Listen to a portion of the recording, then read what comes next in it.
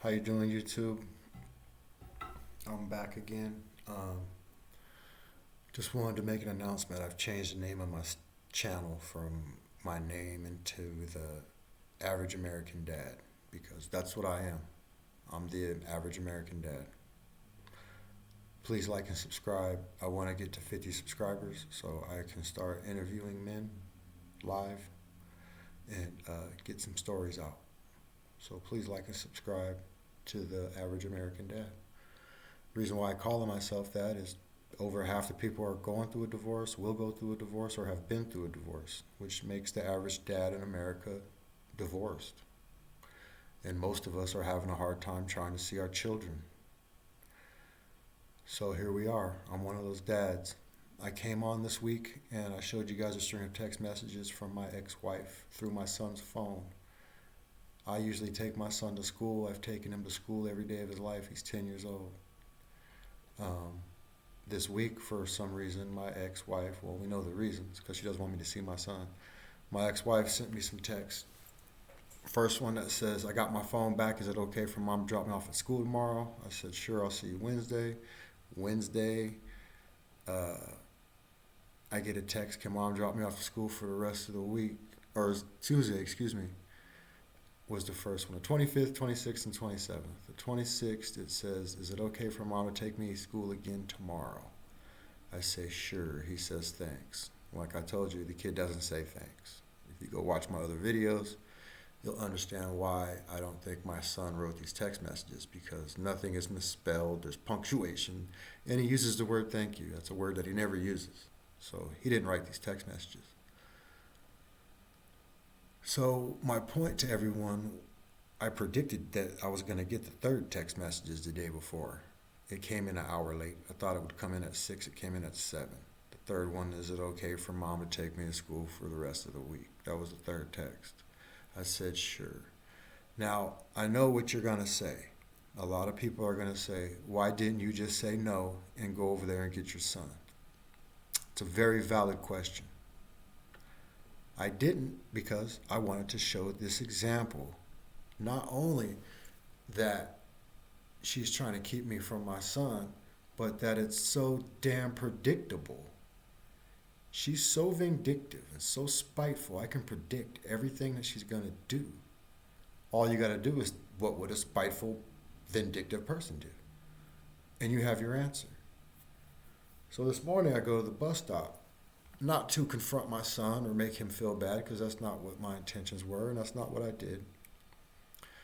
I made this little video. He couldn't hear it as he was walking up. And it was for this specific reason, for this video I wanted to show you guys. So it says, ex-wife not taking son to school after telling dad she would, just so dad couldn't take him. So that was the deal. My son has been walking to the bus stop all week. Instead of his mom taking him to school, just so I can. And I watched it all week. I got up every morning like I normally do, and I went over there, I sat down the street, and I watched my son get on the bus every day. Because I wanted this to play out. Because maybe one day my son will see this. And he'll see how he was manipulated into hating his own daddy for no reason.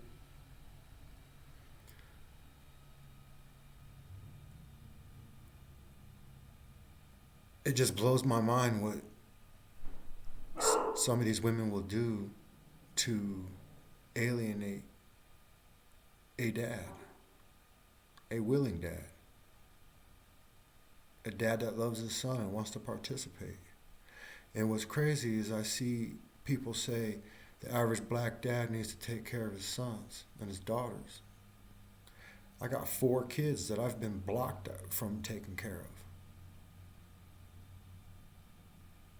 No one has a right to keep a dad or a mom from their child. And here's the worst part. As an average American dad, if I take this video and this evidence and I go into a courtroom, not only do I have to pay $350 to $500 an hour to an attorney to do it, the court's not going to do anything. You see, what the court's going to tell you is, as an average American dad, there is no ramification for breaking a civil order. In that these orders are just an outline for you to follow as adults. So that's right, gentlemen. When you get a divorce decree, there's no ramification to breaking it. They can break it over and over and over and over again, and you can drag them into court over and over and over and over again, and you won't get any results. And until, as Americans, we get together and change this family court system, we're going to have effed up children all over this country.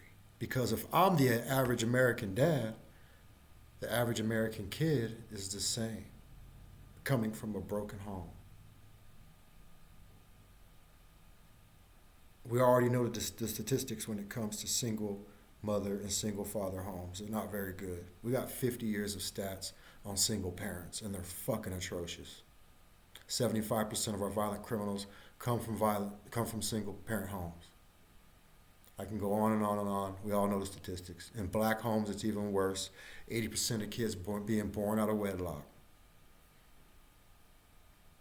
Because they'd rather marry Joe Biden than cooperate with a fucking man. I've had black women tell me that I was dating. Well, if we live together, I'm going to lose my benefits. Fuck your benefits. I own 2 retail stores.